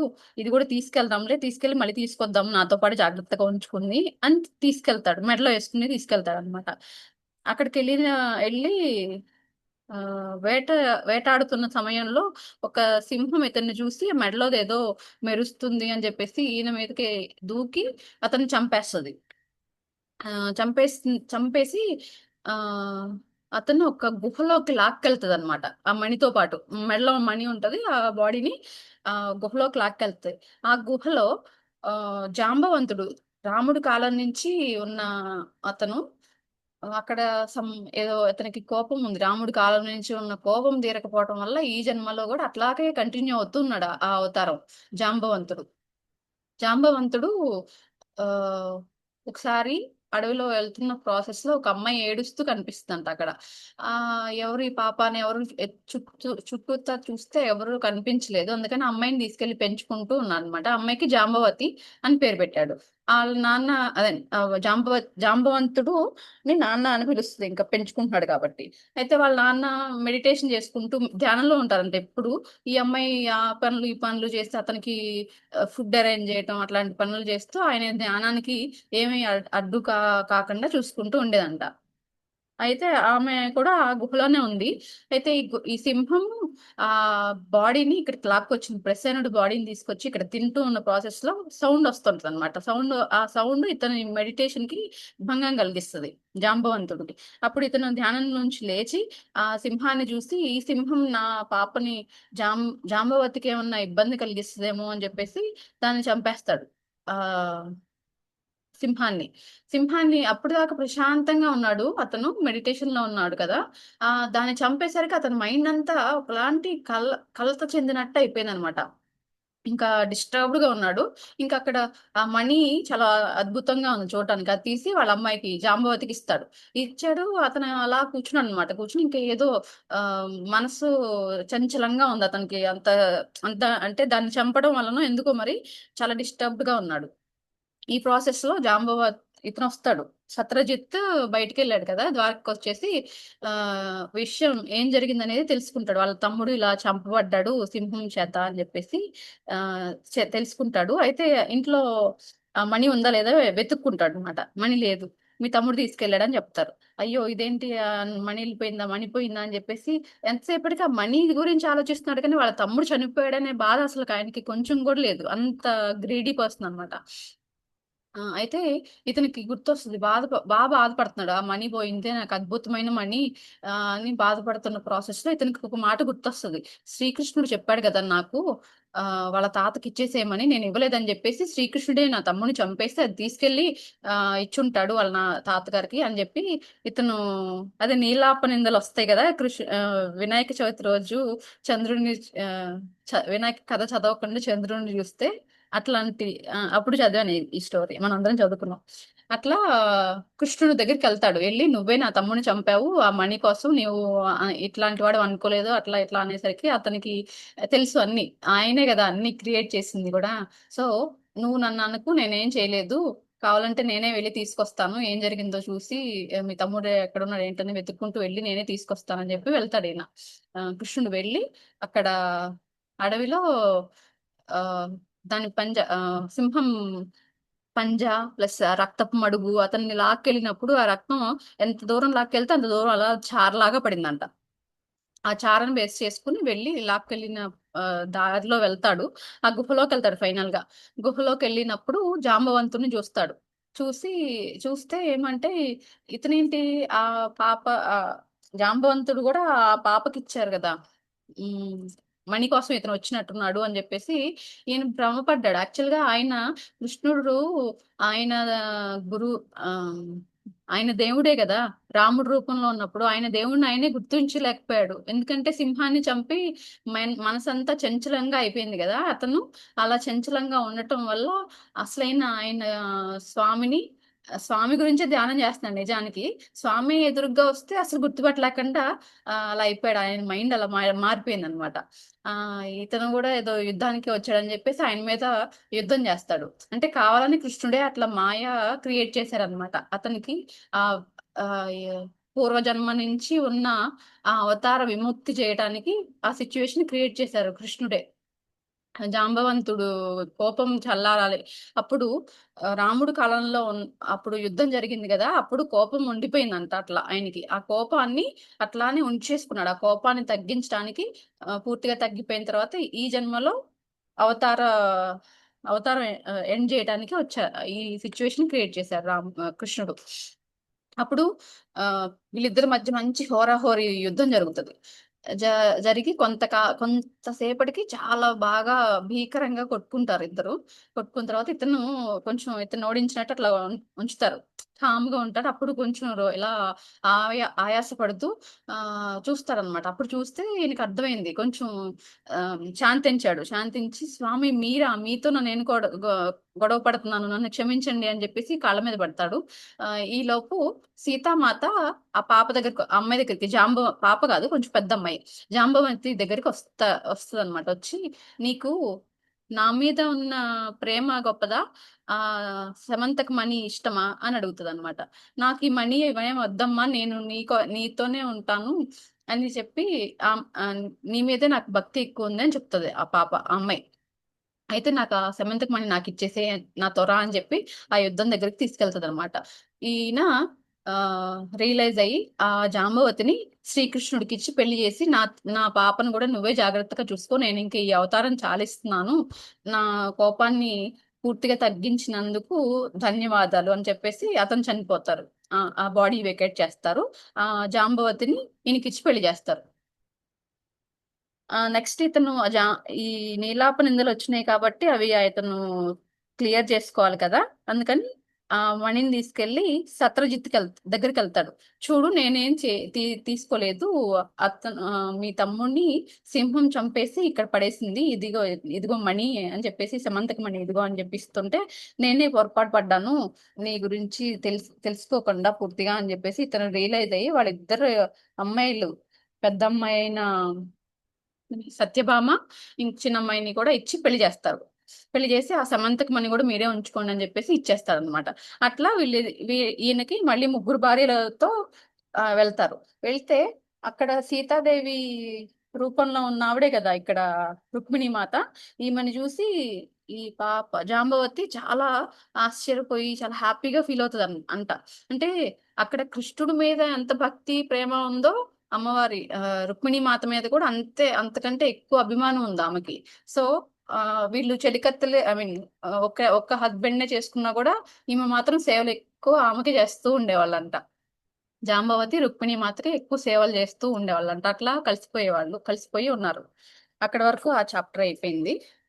నెక్స్ట్ 'ద సీక్రెట్ మ్యారేజ్' అది చెప్తది. ఈ ముసలావిడ ఇది చెప్తూ ఈ ఇదంతా చెప్పింది వీళ్ళిద్దరికి. ఉద్ధవ్‌కి అండ్ ఆహ్ మాలినికి. మాలిని ఏమో ఇవన్నీ మా నమ్మడానికి ఏం లేవు. అదెప్పుడో సమంతకి మని ఎప్పుడో క్రియేట్ జేసి అక్కడ పడేశారు. వేల సంవత్సరాల తర్వాత ఇతనికి దొరకటం ఏంటి? మళ్ళీ ఇట్లా జరగటం ఏంటి? ఆ పూర్వ జన్మలో ఉన్న రాముడి రూపంలో ఉన్నప్పుడు జాంబవంతుడు ఈ జన్మలో గూడా అదే రూపంలో ఉండటం ఏంటి? ఇవన్నీ నాకు అసలు వినడానికి నమ్మకంగా అస్సలు లేనే లేదు అని ఇతనితో చెప్తది. వద్దు అంటే వీళ్ళిద్దరు స్టార్ట్ అయిపోతారు. ఇంక వెళ్ళిపోదాం పదా అని జెప్పి స్టార్ట్ అవుతారు. అయితే ఈ వెళ్ళే దారిలో మాట్లాడుకుంటుంటారు. ఆహ్, దాది చెప్పినవన్నీ నువ్వు నమ్ముతున్నావా? నాకైతే అసలు నమ్మకం కుదరట్లేదు. ఇలా చెప్తూ ఉంది. అసలెక్కడ ఒక్కటి కూడా మ్యాచ్ అవ్వట్లేదు కదా! నువ్వు నన్ను నమ్ముతున్నావు అంటే, అవును నేను నమ్ముతున్నాను. ఆవిడ చెప్పేవన్నీ కరెక్టే. నువ్వు కూడా నమ్ము అని చెప్తదనమాట. రుక్మిణి మాత అంటే చాలా గొప్పవారు. ఆమె గురించి ఏది విన్నా ఏది చెప్పినా సరే, నువ్వు ఏది విన్నా సరే అది నిజమే అయి ఉంటది 100%, లేకపోతే దాది చెప్పరు, నమ్ము అని చెప్తాడు ఇతను. ఈ అమ్మాయి ఏమో అసలు తీసుకోదు. వీళ్ళలా చెప్తారులే, నాకేమో నమ్మకం కుదరట్లేదు, ఆవిడ మనలాగే మానవ రూపంలో వచ్చిన ఒక మహిళ, అట్లాంటిది ఆవిడకి ఇన్ని శక్తులు, ఇట్లా దూరదృష్టి ఉంటది అంటే నేనైతే నమ్మను అని మైండ్ లో అయితే అనుకుంటది. బయటకేం చెప్పదు ఇతనితో. ఇంక వెళ్ళిపోతారు వీళ్ళు. అలా కొన్ని సంవత్సరాలు గడిచిపోయింది. వీళ్ళిద్దరూ ఒకళ్ళంటే ఒకళ్ళకి చాలా ఇష్టంగా ఉన్నారు. ఉద్ధవ్ అండ్ మాలిని. అక్కడ రోజు పొద్దున పూట డాన్స్ చేస్తారు. చేసి అప్పుడప్పుడు మోస్ట్లీ చాలా రోజులైతే రోజు కూడా నైట్ ఒక సముద్రం ఒడ్డున వీళ్ళు రోజు ఒక ప్లేస్ లో కలిసేవాళ్ళు అనమాట. సీక్రెట్ ప్లేస్ ఒకటి పెట్టుకుని అక్కడికి వచ్చి కలుసుకునేవాళ్ళు. రోజు పొద్దున సాయంత్రం మొత్తం అతనితోనే స్పెండ్ చేస్తుంది ఈ అమ్మాయి. ఇంకా అతను అంటే చాలా ఇష్టంగా తయారైంది తినికి. తిని కూడా ఇంకా ఆ అబ్బాయి కూడా చాలా ఇష్టపడుతున్నాడు. ఈ అమ్మాయి అయితే ఎక్కడ డల్ గా కనిపించట్లేదు. అభిషేక్ వెళ్ళిపోయినప్పుడు కొన్ని రోజులు చాలా డల్ కనిపించింది వాళ్ళ నాన్నకి. తర్వాత అంతా చాలా చలాకీగా హ్యాపీగా ఏముంది, ఇప్పుడు అతను ఉన్నాడు సపోర్ట్. ఆ చాలా బాగా అనిపిస్తుంది అమ్మకి. రోజులన్నీ చాలా సరదాగా గడిచిపోతున్నాయి కదా, అందుకని సంతోషంగా కనిపిస్తుంది వాళ్ళ నాన్నకి. సో పర్వాలేదులే, ఈ అమ్మాయి కొంచెం సెట్ అయింది అనుకుని ఆయన కూడా కొంచెం ఊరట పడ్డారు. ఒక రోజు ఇట్లానే రోజు కలిసేలాగా సముద్రం ఒడ్డున కలిసారు వీళ్ళిద్దరు. అయితే రాముడు పంచవటిలో సీతని ఉంచి బయటికి ఆహారం తీసుకురావడానికి వెళ్ళినప్పుడు రావణాసుడు వచ్చి తీసుకెళ్తాడట సీతాదేవిని. ఆ ఘట్టాన్ని వీళ్ళమ్మ చాలా బాగా పెర్ఫామ్ చేసేవాళ్ళంట దర్శన. అదే పెర్ఫార్మెన్స్ మీ అమ్మ చాలా బాగా చేస్తుంది, నువ్వు కూడా చేయని చెప్పేసి మహేంద్ర బలవంతాన ఈ అమ్మాయి చేత కూడా చేయించేవాడంట డాన్స్ ని. ఈ అమ్మాయికి ఏంటంటే వాళ్ళ అమ్మ గుర్తులన్నీ చెరిపేద్దాం, అసలు మా అమ్మ అనే క్యారెక్టర్ నా లైఫ్ లోనే ఉండకూడదు అన్నట్లు ఎప్పటికప్పుడు దూరంగా జరుగుదామని చూస్తుంది. కానీ అందరేమో వీళ్ళ అమ్మలాగే పర్ఫామ్ చేస్తుంది ఈ పాప, చాలా బాగా చేస్తుంది వీళ్ళమ్మ. రాముడు అదే పంచవటి ఘట్టాన్ని చాలా బాగా చేస్తుంది, ఈ అమ్మాయి కూడా బాగా చేస్తుంది, అలా అన్ని వాళ్ళ అమ్మతో రిలేట్ చేసి చెప్తుంటే ఈ అమ్మాయికి అది నచ్చేది కాదు. ఇప్పుడు మా అమ్మతోనే కంపేర్ చేసి చెప్తున్నారు ఏంటి, మా అమ్మ ఒక పిచ్చి పని చేసింది, ఒక అతన్ని ఇష్టపడి అతనితో పాటు వెళ్ళిపోయింది, చిన్న పిల్లలు అని కూడా చూడకుండా మమ్మల్ని వదిలేసి వెళ్ళిపోయిన ఆ మనిషితో నన్ను కంపేర్ చేస్తున్నారు ఏంటి వీళ్ళు అని చెప్పి వాళ్ళ అమ్మ చెప్పేవన్నీ ఏది నమ్మదు. ఈవెన్ ఆ ముసలావిడ గురించి కానీ, రుక్మిణి మాత కథలు కానీ అవన్నీ మైండ్ లో ఒక నెగిటివ్ పాయింట్స్ లాగా, నమ్మకంగా ఉన్న పాయింట్స్ లాగా పెట్టేసుకుంది. కానీ ఆ డాన్స్ మాత్రం చాలా బాగా చేస్తదంట ఈ అమ్మాయి గూడా. పంచవటి ఘట్టం. ఇతను అడుగుతాడు ఉద్ధవ్. ఆ పంచవటి ఘట్టం అంటే నేను అందరూ చెప్తుంటే విన్నాను, నేను చూడలేదు నువ్వు చేయటం. ఆ పంచవటి ఘట్టం చాలా బాగా చేస్తున్నావంట నువ్వు. ఒక్కసారి చేయవా నా ముందు అని అడుగుతాడు. ఈ అమ్మాయికి కోపమొస్తది. ఏంటి నువ్వు మళ్ళీ మా అమ్మని గుర్తు చేస్తున్నావు అంటే, నువ్వు కోప్పడకు, మీ అమ్మని గుర్తు చేస్తున్నా అని, కానీ నువ్వు చాలా బాగా చేస్తావని విన్నాను, ఒకసారి చెయ్యి నా ముందు అని అడుగుతాడనమాట.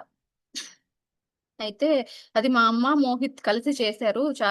క్రియేట్ చేసిన డాన్స్. నాకది చేస్తున్న ప్రతిసారి మా అమ్మ గుర్తొస్తది. ప్రతి ఆహ్, భంగిమలో గూడా. అందుకని నాకు చేయాలని లేదు అంటే, "ఒక్కసారి చేయవా ప్లీజ్, ప్లీజ్" అని బతిమలాడతాడు. చేస్తది. చేయటం స్టార్ట్ చేస్తది. చేసిన దగ్గర నుంచి ఆమెకి ఇంకా క్యారెక్టర్‌లో లీనమైపోయి అద్భుతంగా చేస్తదనమాట ఇతని ముందు. చాలా బాగా చేస్తది. ఆ మోహిత్ ప్లేస్‌లోనేమో ఇతను చేస్తాడు. అలా భంగిమలు ఇట్లా హ్మ్. ఇద్దరు రాముడు, సీత లాగా వీళ్ళిద్దరూ పెర్ఫార్మ్ చేస్తారనమాట. ఆ చేసే ప్రాసెస్‌లో ఇతని చేతులు అలా ఆమెను టచ్ చేస్తారు. చేసి కిస్ చేయబోతుంటే, లేదు అన్నీ మనం పెళ్ళైన తర్వాత చేయాలి, ఇప్పుడు కాదు అని చెప్పేస్తది ఓపెన్‌గా. ఆ డాన్స్ చాలా అద్భుతంగా చేస్తారు. ఇక అలసిపోయి అలా ఇసుక దిబ్బ మీద అలా కూర్చుని పోయి అలా ఆలోచిస్తూ ఉన్నారు. మనం పెళ్లి చేసుకోవాలి, కంపల్సరీ చేసుకుందాము. నీ బాధను ఎట్లా తగ్గించాలి అనేదే నేను ఆలోచిస్తున్నాను. నీకు ఎలా హ్యాపీగా ఉంచగలను అనేది చెప్పు నాకు. ఆహ్, అని మహేంద్రని ఎప్పటికప్పుడు నేను నీకు గుర్తు రాకుండానే చేద్దాం అనేది నా నా ఉద్దేశము. ఆ! కానీ మహేంద్ర మనకి చాలా సపోర్ట్ చేశాడు. డాన్స్ పెర్ఫార్మన్సెస్ ఇవ్వటంలో, వాటన్నింటిలో. అంటే అడుగుతది ఈమె. "అందరూ మాట్లాడరు కదా నాతో. నువ్వొక్కడివే ఎందుకంత ధైర్యంగా మాట్లాడుతున్నావు? నీకేంటంత ధైర్యం, మొండి ధైర్యం? మహేంద్ర నిన్ను చంపేస్తాడని భయమేయట్లేదా నీకు?" అని అడుగుతది. అడిగితే నాకెందుకు భయం? నేనింకా జాలి పడుతున్నాను అతని మీద. నిజానికి అతనెప్పుడు టెన్షన్‌గా ఉంటాడు. ఒక్కసారి గూడా నవ్వటం చూడలేదు ఆ మనిషిని. అంత పెద్ద పొజిషన్‌లో ఉన్నా గూడా అతను సంతోషంగా ఉన్నదెక్కడ? ఇంక మనమే చాలా వరకు సంతోషంగా ఉంటున్నాం గదా! అతన్ని చూస్తుంటే బాధగా ఉంది. అతని పరిస్థితి చూస్తుంటే బాధగా ఉంది. ఎప్పుడూ టెన్షన్‌గానే ఉంటాడు మనిషి. కోపంగా, సీరియస్‌గా, టెన్షన్‌గానే ఉంటాడు గదా! సో, నాకేం భయం లేదు అతనంటే కానీ జాలి అని జెప్తాడు. ఆహ్ తర్వాత ఈ మహిషాసురమర్దిని అవతారానికి మహేంద్ర ఏర్పాట్లు చేస్తున్నాడనమాట. మెల్లగా అంటే అతనేంటి ఎంతసేపటికి ఆ అమ్మాయికి వాళ్ళ నాన్న పెట్టిన 3 రూల్స్ అన్నీ క్లియర్ చేయడానికి ఆ అమ్మాయికి చాలా హెల్ప్‌ఫుల్‌గా అనమాట. కమ్యూనిటీలో లేకపోతే అసలు అంత పైకి ఎవరు రారు తొందరగా. అంత షార్ట్ టైమ్‌లో ఫేమస్ ఎవరెవ్వరు. మిగతా డాన్సర్స్ కంటే ఈమెకి మంచి ఇంపార్టెన్స్ ఇవ్వటం, మంచిగా అక్కడ ఫర్ ఎగ్జాంపుల్ ఏదైనా రూమ్స్ డివైడ్ చేసే దగ్గర మంచి మంచి లగ్జూరియస్ రూమ్స్ అరేంజ్ చేయించటం, లేకపోతే అట్లా ప్రయారిటీస్ అన్నమాట. ఫుడ్ ప్రయారిటీస్ అట్లా చాలా రాణిలాగా చూసుకుంటున్నాడు అతను మహేంద్ర ఈ అమ్మాయిని. ఎందుకు అతను ఫర్దర్‌గా చేసుకుంటాను అనే ఉద్దేశంతో అమ్మాయిని చాలా అపురూపంగా చూసుకుంటున్నాడన్నమాట. ప్లస్ తొందరగా వీళ్ళ నాన్నకిచ్చిన 3 ప్రామిసెస్ ఫుల్‌ఫిల్ చేసుకుంటే ఈ అమ్మాయిని పెళ్లి చేసుకోవచ్చు కదా! అనే ఉద్దేశంతో అతను ఇవి వెనకాల బ్యాక్‌గ్రౌండ్ చాలా చేస్తాడనమాట. ఆ పని తొందరగా అయిపోయేలాగా. మహిషాసురుడు, దుర్గాదేవి పాత్రలోని వీళ్ళిద్దరికీ ఆహ్, ఉద్ధవ్‌ని, ఈ అమ్మాయిని సెలెక్ట్ చేసి వాళ్ళకి ఆ పెర్ఫార్మన్స్ ఇవ్వడానికి ప్రయత్నాలు చేస్తున్నాడు. కానీ అక్కడి నుంచి అనుమతి రాలేదు. ఆ ప్యాలెస్ అధికారులు ఇంకా ఇతనికి అనుమతి ఇవ్వలేదు వీళ్ళని చేయించడానికి. కాకపోతే చాలా ప్లేసెస్‌లో వేరే వేరే ఊర్లు తిరిగి చేశారనమాట డాన్సెస్ అయితే.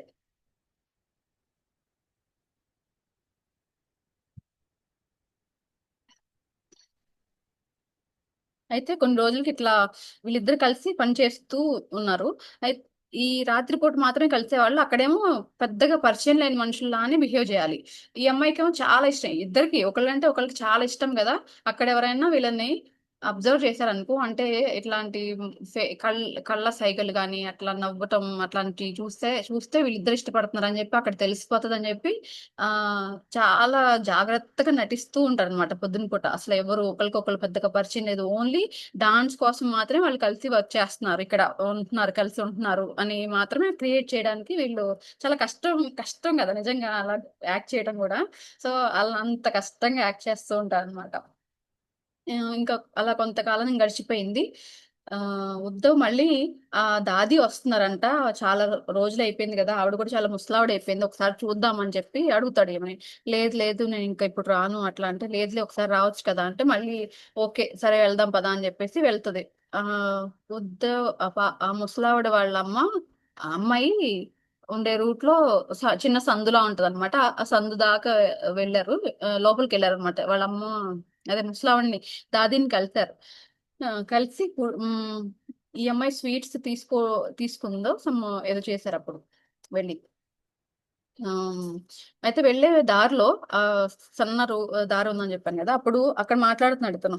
"నువ్వు ఎప్పుడు మీ అమ్మని నువ్వు చాలా మొండిదానివి మాలిని. అంటే నేను ఏ రకంగా మొండిదానివని నువ్వంటున్నావు" అని జెప్పి ఈ అమ్మాయి అడుగుతుంటే చెప్తున్నాడు.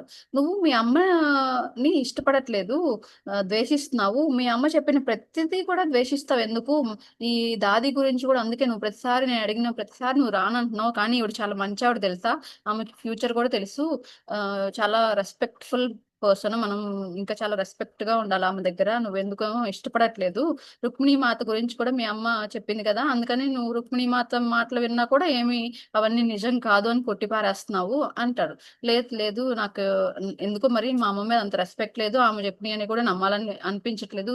నన్నైతే బలవంతం చేయకు నేను ఇలానే ఉంటానంటే, లేదు నువ్వు వాటన్నిటి నుంచి బయటకొచ్చేయాలి. హ్యాపీగా ఉండాలి. అంటే నేను హ్యాపీగానే ఉన్నాను. మా అమ్మ మీద నాకు కోపమేం లేదు అని చెప్తది. "నువ్వు అలా చెప్తున్నావు గానీ, నువ్వు నలుగురు ముందు బానే నటించగలవు. కానీ నీ మనసేంటో నాకు తెలుసు. నేను ఆహ్, నిన్ను లోపలికి గూడా నీ మనసులోకి వెళ్లి గూడా నిన్ను చూడగలను. అర్థం చేసుకోగలను. నువ్వేంటో నాకు తెలుసు కదా! మీ అమ్మ మీద కోపం పూర్తిగా పో పోగొట్టుకొని చాలా హ్యాపీగా ఉండాలి నువ్వు. అది నా లక్ష్యం. దానికి నేను ఏం చేయడానికైనా సిద్ధంగా ఉన్నాను. ఆ ప్రాసెస్‌లో నా ప్రాణాలు కూడా వదిలేయడానికి కూడా సిద్ధంగా ఉన్నాను. నిన్ను హ్యాపీగా ఉంచటంలో అంటే ఈ అమ్మాయి ఇలా నోరు మూసేసి అట్లాంటి మాటలు మాట్లాడకు అని చెప్తది.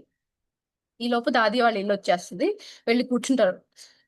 కూర్చొని ఇతను అడుగుతాడు. కావాలని అడుగుతాడనమాట. రుక్మిణి మాత గురించి ఈ అమ్మాయికి నెగటివిటీ ఉంది కదా! అందుకని దాది రుక్మిణి మాతని మళ్ళీ లాస్ట్ టైమ్ జెప్పావు గదా! ఆ తర్వాత ఎప్పుడు కలిసావు? ఇంతకుముందు చెప్పిన తర్వాత ఏంటి? అసలు మళ్ళీ కలిసావా లేదా? ఆమె గురించి కొన్ని స్టోరీస్ ఇంకా చెప్పవా? అని అడిగితే, ఈ అమ్మాయి కోపం అంటే కోపం కాదు. అసలు రుక్మిణి మాత గురించి ఎందుకు మాట్లాడటం అని అంటది గదా! అందుకని ఈ అమ్మాయి ఇలా సీరియస్‌గా చూస్తుంది అతని వైపు. ఈ అమ్మాయికేమో పెద్ద ఇంట్రెస్ట్ లేదు. ఇంట్రెస్టింగ్‌గా అనిపించట్లేదు అది వినడానికి. ఆమె చెప్పడం స్టార్ట్ చేస్తదనమాట.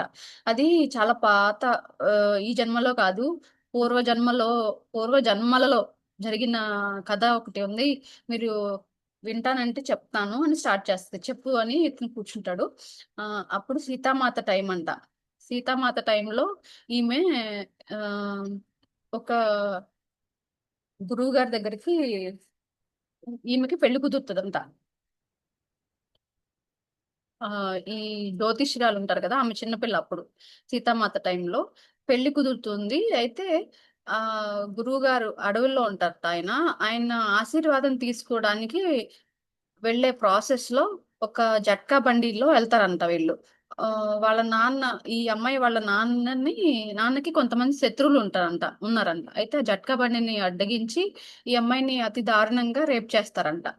జ్యోతిష్యురాలిని ఆ జన్మలో ఇద్దరు. అలా రేప్‌కి గురి కాబడిన ఆ అమ్మాయిని, వాళ్ళ అమ్మని సీతామాత ఆహ్, లవకుశుల్ని పెంచటానికి అడవిల్లోకి వెళ్లి ఒక ముని ఆశ్రమంలో ఉంటారట. ఆహ్, ఆ దగ్గరలోనే ఇది జరిగేసరికి సీతామాత ఆ ఆశ్రమానికి వీళ్ళని తెప్పించుకొని వీళ్ళకి సేవలు జేసి బతికిస్తదంట.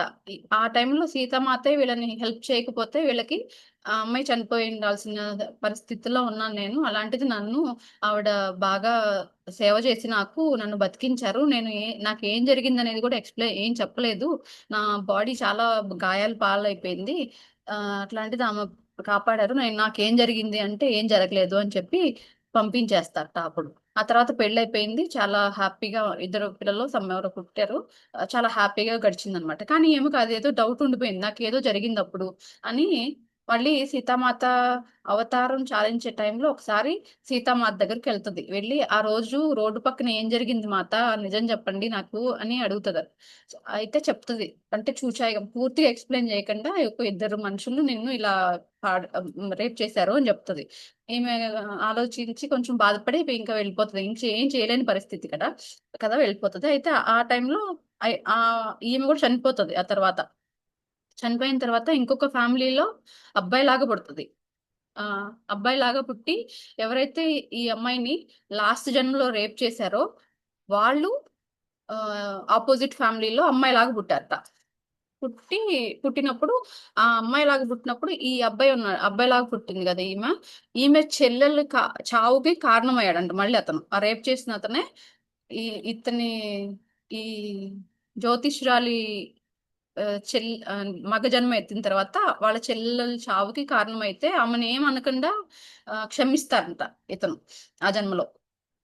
క్షమిస్ క్షమించేస్తాడు. అయితే ఒకసారి ఒంటరిగా దొరుకుతదంట ఆమె. ఒకసారి ఇట్లా ఇతను అడవికో ఎక్కడికో వెళ్తుంటే ఆమె గుర్రంకి ఏదో అవుతదో గుర్రం నుంచి పడిపోతదామె. ఇతనికి ఛాన్స్ దొరుకుతది. ఒక్కటే దొరుకుతది. అంటే ఆ టైంలో ఇతను ఏదైనా చేయొచ్చు. అట్లాంటి పరిస్థితి వచ్చిందనమాట. అంటే ఇతను రేప్ అప్పుడు అంతకుముందు ఇతన్ని ఇబ్బంది పెట్టారు కదా వాళ్ళు. అట్లాంటి సిట్యుయేషన్ ఇతనికి కూడా వచ్చింది. ఆమెను ఏదైనా చేయొచ్చు. చంపొచ్చు. ఇంకేదైనా చేసే సిట్యుయేషన్ ఏర్పడింది. కానీ ఇతనికి కొంచెం ఇంగితంతో ఆలోచించి అప్పుడు సీతామాతగా ఉన్నప్పుడు ఆమె చెప్పింది. "నువ్వు ఏమి ఆలోచించకు వాళ్ళ గురించి. వాళ్ళ పాపాన వాళ్ళే పోతారు. మనమేమి ప్రత్యేకంగా శిక్షించాల్సిన పని లేదు. కాలమే శిక్షిస్తది. ఆహ్, మనం చేసామనుకో ఫర్ ఎగ్జాంపుల్ ఆ కర్మ మళ్ళీ నీకే వస్తది. అలా ఆ కర్మను తీర్చుకోవడానికి ఇంకొక జన్మ ఎత్తి నువ్వు వాళ్ళకేదో ఒకటి చేయాలి. అలా రిపీటెడ్‌గా చక్రం తిరుగుతూనే ఉంటది. కాబట్టి వాళ్ళని క్షమించేయి" అని చెప్తదంట. ఆ బుద్ధి, ఆ ఇంగితం ఇతనికింకా ఉంది మైండ్‌లో. అందుకని ఆ అమ్మాయిని ఏదైనా చేయగలిగిన సిట్యుయేషన్ వచ్చినప్పటికి కూడా అతనేం చేయకుండా ఆ అమ్మాయికి ఇంకా హెల్ప్ చేసి గుర్రం నుంచి పడిపోతే లేపి కట్టు కట్టి ఆ గుర్రాన్ని ఎక్కించి పంపిస్తాడనమాట. ఆమెకింకా కొంచెం వీళ్ళ చెల్లిని నేనే కదా చంపాను. అయినా నన్నేం అనకుండా పంపించాడే ఇతను అని చెప్పేసి కొంచెం రిగ్రెట్. కొంచెం బాధ కలిగిందంట. ఆ! అయితే కొంచెం రియలైజ్ అయింది. అరే! నేను అతనికి అంత అన్యాయం చేశానే, ఆయన నన్నేమనకుండా ఇట్లా చేశాడు. నాకట్లా నన్ను ఏదైనా చేయగలిగిన పరిస్థితిలో ఉన్నా కూడా అతనేం చేయలేదు. ఎంత మంచాయన. పాపం నేను అతన్నే బాధ పెట్టానని చెప్పేసి బాగా ఈమె రిగ్రెట్ అయిందనమాట. ఆ జన్మ ఇద్దరు చాలిస్తారు. ఆ తర్వాత నెక్స్ట్ జన్మలో ఇతను ఒక అమ్మాయిలాగా పుడతారు. ఆ అమ్మాయి కూడా ఎవరైతే ఆ గుర్రం నుంచి పడిందని చెప్పాను గదా! ఆ అమ్మాయి గూడా ఇంకొక అమ్మాయిలాగా పుట్టి వీళ్ళిద్దరు ఫ్రెండ్స్ అవుతారంట. ఆ ఫ్రెండ్ అయిన ప్రాసెస్‌లో అన్నీ ఎదురెదురు చేసి పెడతదంట ఆ అమ్మాయి. ఎందుకు? ఆ ముందు జన్మలో రియలైజ్ అయింది కదా! నేను అరేయ్! ఇతనికి చాలా తప్పు చేశానే అని జెప్పేసి కొంచెం ఫీల్ అయింది గదా! ఆ రుణం తీర్చుకోవడానికి మళ్ళీ ఫ్రెండ్‌లాగా పుట్టి ఎక్కడికెళ్తే అక్కడికి ఇప్పుడు మార్కెట్‌కెళ్ళిందనుకోండి, ఈమెకు కూడా ఏది కావాలంటే అది ఈమె అలా కూర్చోబెట్టి అన్ని సపర్యలు చేసేదంట. చాలా హెల్ప్‌ఫుల్‌గా ఉండేదంట. అప్పుడు రుక్మిణి మాత కలిసారంట ఆ జన్మలో ఒకసారి. రుక్మిణి మాత రావటం ఏంటి మన ఇంటికి అని జెప్పి ఆ అమ్మాయి ఆశ్చర్యపోయిందంట ఆ ఫ్రెండ్. అయితే రుక్మిణి మాత వచ్చి ఈమెకి సీక్రెట్‌గా చెప్తారంట. "చూసావా నీకు ఆ జన్మలో నువ్వు కామ్‌గా ఉండమని చెప్పాను. ఇన్ కేస్ నువ్వు ఆ పరిస్థితొచ్చింది. మళ్ళీ నువ్వేదైనా చేస్తే నువ్వు ఇప్పుడు రివర్స్‌గా ఆమెకి సేవలు చేస్తూ ఉండేదానివి. సో, ఇప్పుడు ఆమె లాస్ట్ జన్మలో రియలైజ్ అయింది కాబట్టి నీకు ఇప్పుడు సేవలు చేసి ఆ రుణం తీర్చుకుంటుంది" అని చెప్తుంది. నాకిది చదవగానే భలే అనిపించింది. సో, ఇప్పుడు మన చుట్టూతా ఉన్నవాళ్ళు మనం సేవలు చేసేవాళ్ళు, మనకి సేవలు చేసేవాళ్ళు ఇలా రుణానుబంధమే కదా అనిపించిందనమాట. ఈవెన్ మనం ఇలా చెప్పుకుంటున్నాం గదా! సో, అది గూడా అనిపిస్తది. ఎప్పుడో ఏదో బాండింగ్ ఉంది కాబట్టి మళ్ళీ ఇలా కలిసి చెప్పుకుంటున్నాం మనం గూడా. భలే అనిపించింది నాకి ఈ సన్నివేశం మాత్రం. ఆమె చూసారా 3 జన్మల నుంచి, ఆ 3 జన్మల నుంచి మళ్ళీ రిపీటెడ్‌గా జరిగింది ఈ సిట్యుయేషన్. రుక్మిణి మాత చెప్పారు. ఆమెకు వినిపించకుండా, "ఏంటి రుక్మిణి మాత ఏంటో చెప్తున్నారు" అంటే, "ఏమి లేదు" అని చెప్తది ఈ అమ్మాయి. ఈ ముసలావిడ. ఇదంతా ఈ అమ్మాయికేమో ఏదో కథలు ఈవిడ అల్లి చెప్పేస్తుందిలే. అక్కడి వరకు అయిపోతది. "వద్దువండి మాలిని ఇంకా వెళ్దాం పద లేట్ అయిపోతుంది. మా నాన్న మళ్ళీ ఇప్పుడు కోప్పడతారు. మొన్ననే ఆయన చూసారు నేను రావటం లేట్ బట్ అడగలేదులే గాని" అంటది. ఇంకా అప్పుడు వెళ్దాం పద అని చెప్పేసి బయలుదేరతారు. మళ్ళీ బయట సేమ్ డిస్కషన్. అయితే "ఏంటి నువ్వు ఆవిడ చెప్పేదంతా నమ్ముతున్నావా?" అని అడుగుతది ఈ అమ్మాయి. అయితే ఒక్క నిమిషం. అయితే అదయిపోయిన తర్వాత ఈమెకు గుర్తొస్తది. ఈవిడ ఫ్యూచర్ గూడా చెప్తది గదా! అని జెప్పేసి, "దాది నేను మీతో ఒంటరిగా మాట్లాడాలి" అని అడుగుతది. అయితే ఒకసారి బయటికెళ్ళమని జెప్పి ఉద్దవ్‌ని బయటకి పంపించేస్తదావిడ ముసలావిడ. నేను చిన్న వయసులో ఉన్నప్పుడు మా అమ్మ ఇలా వెళ్ళిపోయింది. మహేంద్రతో నా పెళ్లవుతదని జెప్పేసి మా నాన్న అగ్రీమెంట్ అదే 3 కండిషన్స్ పెట్టాడు. అదయిపోతే నా పెళ్లవుతదా? ఒకసారి చూసి చెప్పవా? అని అడుగుతది. ఈమె కళ్ళు మూసుకొని ఒక 10 నిమిషాలు అలా కూర్చుంటదనమాట కామ్‌గా. కూర్చొని కళ్ళు తెరిసి నవ్వుతూ జెప్తది. నీకు మీ అమ్మ నీకు దూరంగా వెళ్ళిపోయింది కదా! ఆ అమ్మ మళ్ళీ నీ దగ్గరికి ఆహ్, నీతో కలిసేలా చేస్తారు రుక్మిణి మాత. అదే కాక ఇంతకుముందు పూర్వ జన్మల్లో ఉన్న ఒక అక్క, అంతకుముందు ఉన్న ఒక అమ్మ, ఇంకొక అమ్మ కూడా నీకు కలుస్తారు అని చెప్తదనమాట. నేనడిగేది అది కాదు దాది. నాకదంతా అవసరం లేదు. మా అమ్మ గూడా నాకు కలవాల్సిన పనే లేదు. నాకసలు మా అమ్మని కలవాలంటే ఇష్టమే లేదు. నువ్వు నాకు మహేంద్రతో పెళ్లవుతదా? అవ్వదా? ఆ విషయం చెప్పు చాలు అని అడుగుతది. అయితే ఈమె కొంచెం సేపు అలా డల్‌గా ఉంటది. ఉండి అంటే ఏంటి చెప్పు తొందరగా అంటే ఈమెకి యాంక్సైటీగా ఉందన్నమాట. అరే! పెళ్లయిపోతదా అన్నట్టు. చెప్పు అని గట్టిగా అడిగితే అవ్వదు. ఇంకొకటవుతది అని చెప్తదన్నమాట కొంచెం సీరియస్‌గా ఆమె. అయితే ఆ! అవ్వదు అంటే చాలు నాకింక ఇంకోటైతే ఏంటి అన్నట్లు ఈమెకి చాలా హ్యాపీగా అనిపిస్తదన్నమాట. మహేంద్రతో పెళ్లి అవ్వకపోవటమే ఈమెకు కావాలి. సో, అదవ్వదు ఇంకోటవుతదంటే వద్దువే ఇంకేముంది అని చెప్పేసి ఈమె చాలా హ్యాపీగా ఇంకా థాంక్స్ చెప్పి వచ్చేస్తదన్నమాట బయటికి. ఉద్ధవ్ అడుగుతాడు. "నువ్వేమడిగావు దాదీని" అంటే మనం నాకు మహేంద్రతో పెళ్లవుతదా లేదా అని అడిగాను అంటది. అంటే "ఏం చెప్పారు మరి దాది చెప్పవా చెప్పవా" అని ఎక్సైట్‌మెంట్‌తో అడుగుతుంటే ఈ అమ్మాయి ఏడిపిస్తదనమాట. ఏదో చెప్పిందిలే నీకెందుకు అట్లా ఏడిపిస్తే సగం దూరం వెళ్ళిపోయేదాకా గూడా చెప్పలేదనమాట. "ఏయ్! చెప్పవా ప్లీజ్ ప్లీజ్ చెప్పవా చెప్పవా" అని బతిమిలాడేసరికి అప్పుడు చెప్తదనమాట. "మహేంద్రతో అవ్వదంట. కానీ ఏదో అవుతదని జెప్పింది." అంటే ఏదో ఎందుకవుతది? నేనే నిన్ను చేసుకునేది అని జెప్పేసి ఇతను ఇంక చాలా హ్యాపీగా ఉంటరు ఇద్దరు అలా సరదాగా నవ్వుకుంటూ వెళ్తారు. అయితే వెళ్ళే ప్రాసెస్‌లో ఈమె అడుగుతది. ఆహ్, ఆహ్, దాది చెప్పేవన్నీ నమ్మడానికి లేకుండా ఉన్నాయి. నాకసలు అదంతా వింతగా ఉంది. 3 జన్మల నుంచి ఒక మనిషి అలా రిపీటెడ్‌గా కలవటం ఏంటి? ఆళ్ళు మళ్ళీ అంతకు ముందు జన్మల్లో చేసిన దానికి ఇప్పుడొచ్చి సేవలు చేయటం ఏంటి? అవంతా నాకు ట్రాష్ లాగా అనిపిస్తుంది. ఇదేమి నమ్మడానికి లేదు అని అంటదనమాట. అంటే లేదు లేదు ఆవిడ ఏది చెప్పినా కరెక్టే చెప్తారు. నువ్వు ఆవిడని నమ్ము ఫస్ట్ అంతే. అంతకంటే ఏమి నేను ఎక్స్‌పెక్ట్ చేయట్లేదు అని చెప్తాడితను. ఏమో నాకైతే నమ్మకం కుదరట్లేదు. అంటే అయితే మహేంద్రతో నీకు అవ్వదు అని చెప్పింది కదా! దాది చెప్పిన మాటే కదా! అది కూడా నమ్మట్లేదా? అంటే లేదు లేదు. అది నా సిక్స్త్ సెన్స్ ఎప్పటినుంచో చెప్తోంది. సో, అందుకని అదొక్కటి నమ్ముతా. మిగతా ఏమి నమ్మను అని చెప్తదనమాట ఈ అమ్మాయి. ఆ తర్వాత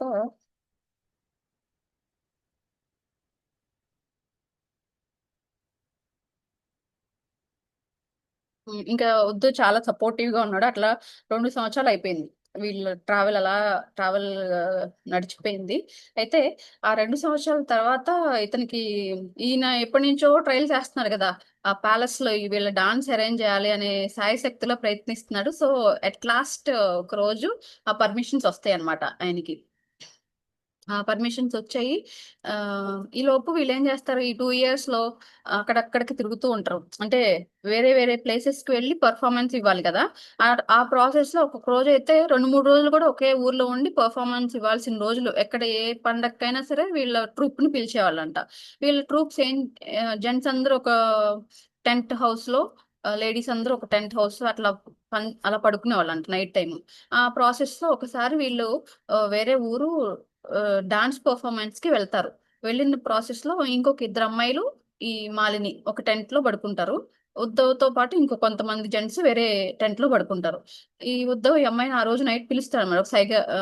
సైగ చేస్తాడు. చేసి బయటికి రా అని చెప్పి పిలిస్తే వస్తది. ఈ టైంలో ఏంటి ఎందుకు పిలిచావు అని అడిగితే ఏం లేదు రా అని చెప్పి తీసుకెళ్తాడు. అప్పుడు అతను ఒక పెద్ద బుట్టతో పళ్ళు, పువ్వులు, కొన్ని వాటర్ తీసుకెళ్తాడు అక్కడికి. తీసుకెళ్ళి ఒక దుప్పటి కూడా తీసుకెళ్తాడనమాట.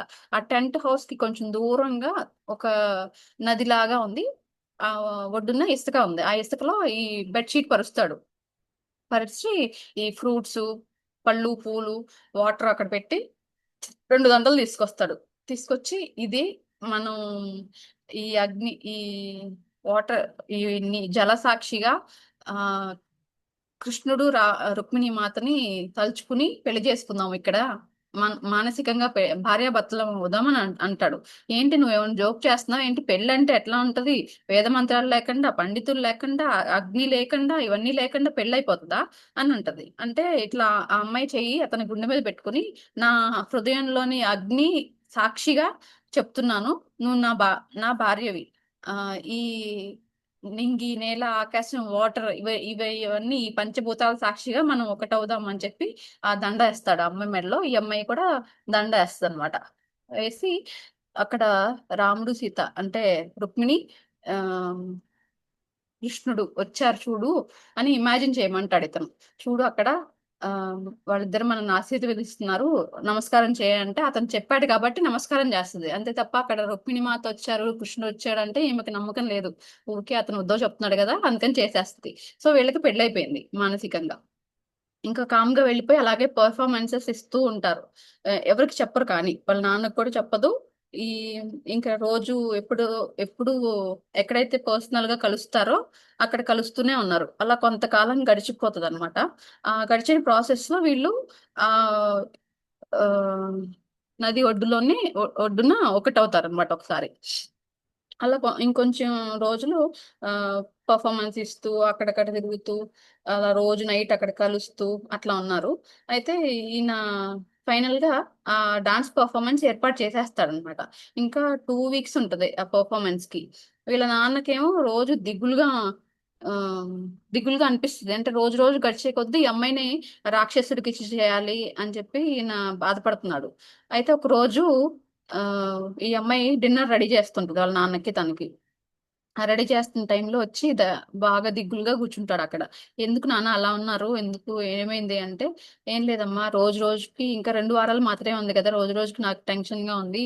అతనికి నిన్ను ఇచ్చి పెళ్లి చేయాల్సొస్తుంది." అంటే, "అదేంటి నాన్న నువ్వు మన చిన్నప్పుడు ఆహ్" ఇది చాలా టైం పడతది గదా! అప్పటికి ఏదో ఒక ఉపాయం ఆలోచిద్దాంలే. ఇది అంతా స్కిప్ చేసేద్దాంలే ఎస్కేప్ చేద్దాంలే అని చెప్పావు గదా! ప్రామిస్ చేసావు గదా! ఇప్పుడెందుకు మళ్ళీ మారిపోయావు అంటే, అప్పుడంటే నేను గూడా కొంచెం వయసు తక్కువలో ఉన్నాను. ఇప్పుడు నేను గూడా ముసలివాడినయిపోయాను. ఎక్కడికైనా ఎళ్ళగలం ఇంకా. ఈ మధ్య నిన్ను చూస్తుంటే నువ్వు గూడా హ్యాపీగానే కనిపిస్తున్నావు కదా! సో, నువ్వు నువ్వు సంతోషంగా ఉన్నావు కాబట్టి, మహేంద్రని నువ్వు యాక్సెప్ట్ చేసావనే నేను అనుకుంటున్నాను. అందుకని అతన్ని చేసుకుంటేనే సుఖపడతావేమో అనిపిస్తుంది నాకు కూడా. అంటే ఇదే ఎందుకు నాన్న ఇలా మాట్లాడుతున్నారు మీరు? ఎందుకిలా తయారయ్యారు? నా నా భవిష్యత్తు ఎందుకిలా పాడు చేసేస్తున్నారని జెప్పేసి బాగా బాధపడతది ఆ అమ్మాయి. హ్మ్. అయితే ఇంక నా పరిస్థితి ఏం చేసేది లేదు. ఇన్ కేస్ అతన్ని ఎదిరించి మనం ఈ రాజ్యమే గాదు, ఎక్కడ చుట్టుపక్కల ఏ ఊరెళ్ళినా సరే, అతని సైన్యం ఎక్కడికెళ్ళినా ఉంటారు. వాళ్ళతో మనల్నసలు బతకనివ్వరు. దానికంటే ఇది బెటరు ఆలోచించు నువ్వు అని చెప్తాడు. ఆయన ఇంక హెల్ప్‌లెస్. ఆయన వాళ్ళమ్మ విషయంలో ఎలా హెల్ప్‌లెస్‌గా ఉండిపోయాడో, కూతురు విషయంలో గూడా అలాగే హెల్ప్‌లెస్‌గా ఉండిపోయాడనమాట. ఇంకా ఈ అమ్మాయికేమో ఇట్లా అయితే కష్టం అని జెప్పేసి ఉద్దోకి చెప్పేస్తది. మా నాన్న ఇట్లా అంటున్నారు. నాకేమో ఇట్లా ఉంది పరిస్థితి. ఎట్లా ఈ అమ్మాయి ఈలోపు ప్రెగ్నెంట్ అయిందంట. 3 మంత్స్ ప్రెగ్నెంట్. ఈలోపు చెప్పదు అతనికి. ఉద్దోకి చెప్పదు. ఎందుకంటే పరిస్థితి అట్లాంటిది కాదు గదా! ఇప్పుడు అలా అని ఒక దగ్గర కలిసి ఉండలేరు. అతనికి చెప్తే టెన్షన్ బాధపడతాడు కదా! ఈ అమ్మాయిని సరిగ్గా చూడట్లేదేమో అని చెప్పదు. కానీ రోజు రోజుకి తెలుస్తది గదా! మూడో నెల అయింది. ఇంకా 2 నెలలయితే బయటకి అందరికి కనిపించేస్తది. సో, ఇది నేను చెప్పటమే బెటర్ ఇప్పుడు వద్దోకు అని జెప్పేసి ఒకరోజు నైట్ కలిసినప్పుడు వాళ్ళ నాన్న విషయం ఇట్లా మా నాన్న ఇలా అన్నారు. మనం ఏదో ఒకటి చేయాలి. ఇంకా నేను గూడా ప్రెగ్నెంట్ అని అంటే, "అంత మంచి విషయం ఎందుకు ఇంత డల్‌గా చెప్తున్నావు? ఏంటి అసలు" అని చాలా హ్యాపీ ఫీల్ అవుతాడనమాట అతను. అంటే వాళ్ళు ఊరికే ఏదో ఆహ్, వయసు ప్రభావంతో కలిసిన కలయిక కాదు కదండీ. ఇష్టపడి మనస్ఫూర్తిగా ఒకళ్ళనొకళ్ళు అర్పించుకున్నారు కదా! అందుకని అతనికి హ్యాపీనెస్ బ్లిస్‌ఫుల్ స్టేట్‌లో వెళ్ళిపోయాడనమాట అతను. చాలా హ్యాపీగా ఉన్నాడు. అయితే చెప్తాడతను. "మనకి బాబు పుడితే ఇషాన్ అని పేరు పెడదాం" అంటాడు. అని ఇంకా ఏం మాట్లాడకపోతే "మరి పాప పుడితే ఏంటి?" అంటే, "పాప పుడితేనా? తర్వాత ఆలోచించి చెప్తాలే పుడితే" అని చెప్పేసి ఇంకసలు ఆయనను భూమి మీద పట్టుకోలేనంత సంతోషంగా ఉన్నాడనమాట. ఫస్ట్ టైమ్ ఫాదర్‌ని అవ్వబోతున్నాను అని జెప్పేసి చాలా హ్యాపీగా ఉన్నాడు. అయితే ఇంక 2 వారాలే ఉంది. నువ్వు ఇంత హ్యాపీగా ఫీల్ అవ్వకు. అసలేం జేయాలనుకుంటున్నావు? ఏంటి నీ ప్లాన్స్ ఏంటి? ఇది నాకేమో టెన్షన్‌గా ఉంది. ఇంక రాను రాను మా నాన్న గూడా సపోర్ట్ చేసేలా లేరు. అట్ ద సేమ్ టైమ్ ఇది గూడా తెలిసిపోతది అందరికి. బతకనివ్వడు. మహేంద్ర మన ఇద్దరిని చంపేస్తాడు అని బాధపడుతుంటే, "నువ్వేం బాధపడకు. నేను ఏదో ఒకటి సెట్ చేస్తా" అని జెప్పేసి అలా 2 రోజుల తర్వాత మళ్ళీ అక్కడే సముద్రం ఒడ్డునే కలిసి నేనొకటి ప్లాన్ జేశాను. మన పెర్ఫార్మన్స్ ఇంకా ఒక 1 వీక్ టైమ్ ఉందనగా, ఒకసారి ఇదే ప్లేస్‌కి ఇంకా కొంచెం ఒక 2 గంటల్లో చీకటి పడతది అనే టైంకి రా. నేను ఈలోపు ఏదో ఒకటి నేను అరేంజ్ జేస్తాను మనం వెళ్ళిపోవడానికి. అంటే ఎక్కడికని ఎళ్తాము అంటే, మధుర వెళ్దాము. నాకు అక్కడ కొంతమంది చుట్టాలున్నారు అని జెప్తాడు. సరే అని జెప్పేసి ఈ అమ్మాయి ఇంకా రోజు రోజు అలా ప్రాణాలు గుప్పెట్లో పెట్టుకొని ఉంటదనమాట. వెళ్ళే ముందు రోజు కాకుండా అంతకు ముందు రోజు ఒకసారి కలుస్తారు. అక్కడే నది ఒడ్డునే. కలిసిన తర్వాత మన జర్నీకి అన్నీ రెడీ చేసేసాను. నువ్వు ఇంకా అప్పటి వరకు మనం ఎప్పుడైతే ఎల్లుండి గదా! మనం వెళ్ళేది. ఇంక అప్పటి వరకు మనం కలవద్దు. సో, నువ్వు ఆ టైంకి రా అంతే. అని చెప్పేసి నేను ఇక్కడ 2 గుర్రాలను రెడీగా ఉంచుతాను. మనం వెళ్ళిపోదాం అని చెప్తాడు. చెప్పినాక సరే అని చెప్తది. బట్ ఈ అమ్మాయికి నెక్స్ట్ డేకి ఆ రోజు ఆగుదాం అనుకున్నారు గదా! ఇంకా కలవద్దు మనం అనుకున్నారు గదా! అయినా లేదు లేదు నాకేదో టెన్షన్‌గా ఉంది. అసలు ఏదో అన్నా అయిపోతదేమో అని జెప్పేసి కలవాలి అని జెప్పేసి పిలుస్తదనమాట. బలవంతాన కలుస్తారక్కడ. మళ్ళీ కలిసి ఎందుకు ఇప్పుడు పిలిచావు ఏంటంటే, మళ్ళీ నాకేదో భయంగా ఉంది అట్లా అంటే ఇతను ధైర్యం చెప్తాడు. అయితే వెళ్ళే ప్రాసెస్‌లో ఇంటికెళ్తుందనమాట. మళ్ళీ అతనితో మాట్లాడి ఇంటికెళ్ళేటప్పుడు ఈ ఈ అమ్మాయిని ఎవరో ఫాలో అయినట్టు అనిపించిందామెకి. ఫుట్ స్టెప్స్ వినిపిస్తే వెనక్కి తిరిగి చూస్తే ఎవరు లేరు. ఏమోలే నా భ్రమేమోలే ఎవరు రావట్లేదు కదా! అని జెప్పేసి అనుకుంటది. ఆ! మళ్ళీ వెళ్ళిపోతది ఇంటికి. అయితే ఈ అమ్మాయికి ఇంకా డౌట్ అట్లనే ఉంది.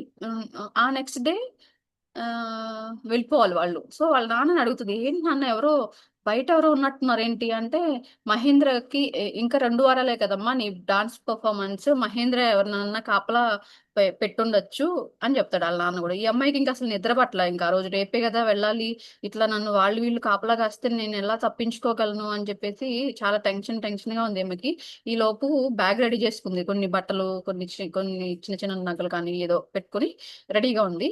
నెక్స్ట్ డేనే వెళ్ళిపోవాలి. నెక్స్ట్ డే ముందు నుంచి వెళ్తే వీళ్ళు ఎవరో ఒకళ్ళు ఫాలో అవుతున్నారు కదా, అందుకని పట్టేసుకుంటారని చెప్పేసి వెనక నుంచి ఇంటి గోడ దూకి వెనక పెరట్లోంచి పారిపోయి ఎట్లా కొట్లా ఆ ప్లేస్కి వెళ్తుంది అనమాట. అప్పుడు వెనక్కి వెనక్కి చూసుకుంటూ వెళ్తుంది ఎవరైనా ఫాలో అవుతున్నారా లేదా అని చెప్పి. ఫాలో అవ్వట్లేదులే అని చెప్పేసి కన్ఫర్మ్ చేసుకున్న తర్వాతనే ముందుకు వెళ్ళిపోతుంది. ఈలోపు వెళ్ళిపోతది అక్కడికి. వెళ్ళిపోయినాక అతను వెయిట్ చేస్తూ ఉంటాడు. "రా, రా త్వరగా రా! ఎవరైనా చూస్తే కష్టం కదా! ఎవరు చూడలేదు కదా నిన్ను" అని చెప్పి అడుగుతాడు. ఇంకా నేనైతే ఎవరు చూడలేదు. నేను వెనక్కి చూసుకొని వచ్చాను అని చెప్తది. సరే పద పద ఇంక బయలుదేరాలి త్వరగా. మళ్ళీ ఇంకా లేట్ అయ్యే కొద్దీ మనకి చీకటయిపోతది. దారి తెలీదు. ఎవరైనా చూస్తే కూడా కష్టం అని చెప్పి పద అని చెప్పేసి బలవంతం ఇంకా ఆ అమ్మాయిని ఎక్కిస్తాడు ఒక గుర్రం. ఎక్కించి ఇతను కూడా ఒక గుర్రం ఎక్కుతాడు. ఈలోపు మహేంద్ర మనుషులు వీళ్ళని ఫాలో అవుతారు. అయ్యో! ఇంతసేపు నేను ఎవరికి కనిపించకుండా వచ్చాను గదా అని జెప్పేసి ఆహ్, ఇంకా టెన్షన్‌గా ఆహ్, పరిగెడతారు. అదే గుర్రం దిగి మరి పరిగెడుతుంటారు. పరిగెట్టే ప్రాసెస్‌లో ఇతను దొరికిపోతాడు వాళ్ళకి. ఆళ్ళెలా ఉన్నారంటే పెద్ద పర్సనాలిటీస్, బాగా హైట్‌గా, బ్లాక్ డ్రెస్ పైనుంచి black and black plus only కళ్ళు మాత్రమే కనిపించేలాగా అలా ఉన్నారు. ఆహ్, ఫుల్ మాస్క్ వేసుకొని. మహేంద్ర భుజం పట్టుకొని ఇట్లా లాగారు వెనక్కి. ఈ అమ్మాయి ఇంక ఆగిపోయింది. అయ్యో! మహేంద్ర కాదు. ఉద్ధవ్. ఉద్ధవ్ దొరికిపోయాడు. ఉద్ధవ్ దొరికిపోయాడు కదా అని ఈ అమ్మాయి పరిగెట్టేది కూడా ఆగిపోతది. అయితే లేదు లేదు నువ్వెళ్ళు, నేను నిన్ను ఆహ్, చేరుకుంటాను వచ్చి. నేను ఎలాగోలా వీళ్ళ నుంచి తప్పించుకొని నీ దగ్గరికొస్తాను. వెళ్ళిపో, పారిపో, పారిపో అని గట్టి గట్టిగా అరుస్తాడు. ఈలోపు అమ్మాయి పాపం ఏడుస్తూ పరిగెడుతూ ఎక్కడికి పరిగెట్టాలో, ఎక్కడికెళ్ళాలో కూడా తెలీదు. అలా వెళ్తుంది. వెళ్తున్న ప్రాసెస్‌లో వెనక్కి చూసుకుంటూ వస్తున్నాడా లేదా వద్దా అని చూసుకుంటూ ఉండే ప్రాసెస్‌లో అతని తల తెగి ఆ ఇసుక మేలో పడిపోతదనమాట. చనిపోతాడు అతను. సో, అది చూసింది. చూసి ఇంకా ఈమె ఎంత బాధ కదండీ! ఇంకా ఆమెకి ప్రపంచంలో ఎవరు ఇతనొక్కడే కదా ఉంది. దిక్కులు పిక్కటిల్లేలాగా గట్టిగా అరిచేసింది. అరిచి ఇంకా ఈమెను కాపాడుకోవాలంటే ఈమె కూడా చనిపోవచ్చు. కానీ కడుపులో బిడ్డ ఉన్నాడు కదా! వాడిని ఏం చేయాలి? వాడినన్నా కాపాడుకోవాలి అనే ఉద్దేశంతో పరిగెడుతుంది. అంటే ఇంకా కన్ఫర్మ్ అవ్వలేదు. అతను చనిపోయాడు అనుకోవట్లేదు. అతను వాళ్ళకి దొరికిపోయాడనే అనుకుంటుంది. పరిగెడుతుందనమాట. పరిగెడుతుంటే ఒకతను ఆహ్, వే కాగడా లాంటిది ఆమె మీదకి విసురుతాడు. బట్టల్లోకి అంటుకుని మొత్తం కాలిపోతదనమాట. ఆల్‌మోస్ట్ బాడీ 70% పైన కాలిపోతది. ఆ ఫ్లెష్ ఇలా ఊడిపోయి ఈమె ఇంకా అదే ఔట్ ఆఫ్ బాడీ అంటారు కదా! శరీరం నుంచి ఆత్మ బయటకొచ్చేసింది ఆల్‌మోస్ట్. వచ్చేసి ఈమె గూడా చచ్చిపోయే పొజిషన్‌లో ఉంది. బట్ ఆహ్, ఆగింది. మళ్ళీ ఆ ఇషాన్ బాబు, పాపో పుడతారు కదా! ఆ పాప, బాబు కోసం ఆమె ప్రాణం కొట్టుకుంటున్నట్టుంది. అందుకని మళ్ళీ బాడీలోకొచ్చింది. ఇక్కడి వరకు ఆపుదామండి. మళ్ళీ టైం అయిపోయింది గదా!